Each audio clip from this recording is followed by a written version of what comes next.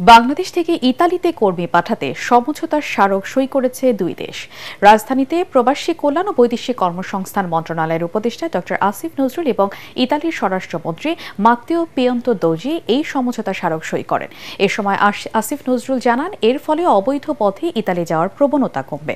এছাড়াও বাংলাদেশ সরকারের অনুরোধে জরিমানা ছাড়া সৌদি আরবে অবৈধ কর্মীদের বৈধ হওয়ার প্রক্রিয়া শুরু হয়েছে বলেও জানান তিনি।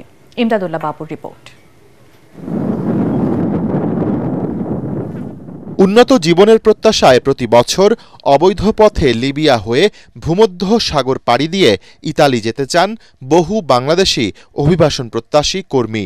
সেই যাত্রায় কেউ কেউ সফল হলেও বেশিরভাগই নির্মমভাবে মৃত্যুবরণ করেন। এই মৃত্যুযাত্রা থামাতে বাংলাদেশ ও ইতালি বহু উদ্যোগ নিলেও তা ব্যর্থ হয়েছে।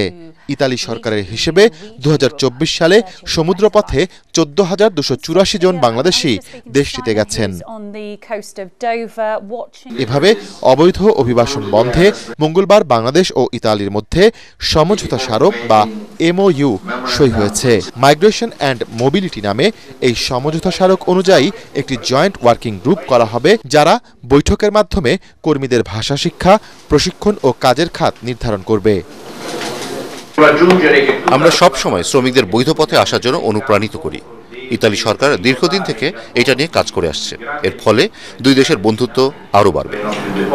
MOUর মধ্যে আছে যে আমাদের কোটার বাইরেও আরও দেওয়া যায় নাকি সেটাও তারা দেখবে।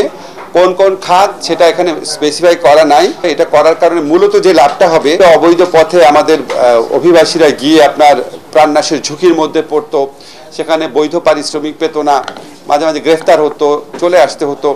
এই সমস্ত যন্ত্রণা আশা করি অনেকাংশে উপশম হবে। ডক্টর আসিফ নজরুল আরও জানান, সৌদি আরবে অবস্থানরত অবৈধ বাংলাদেশি কর্মীরা স্বেচ্ছায় বৈধ হতে গেলে তাদের ফিরিয়ে না দিয়ে বৈধতা দেবে দেশটির সরকার। সৌদি মন্ত্রীর সাথে আমার কথা হয়েছে, সেটা হচ্ছে ওইখানে যারা অবৈধভাবে থাকছেন, যেসব বাংলাদেশি নারী অভিবাসী রেমিটেন্স যোদ্ধারা আছেন, নারীদের ক্ষেত্রে ওনারা বৈধ করার একটা প্রক্রিয়া শুরু করে দিয়েছেন অলরেডি। এবং ওইখানে যারা অবৈধভাবে যারা আমাদের নারী শ্রমিকরা আছেন, ওনারা ইচ্ছা করলে এই সুযোগটা নিতে পারেন। মধ্যপ্রাচ্যের বিভিন্ন দেশ এবং মালয়েশিয়ায় বেশি পারিশ্রমিকে বৈধভাবে কর্মী পাঠাতে সরকার কাজ করছে বলেও জানিয়েছেন প্রবাসী কল্যাণ উপদেষ্টা।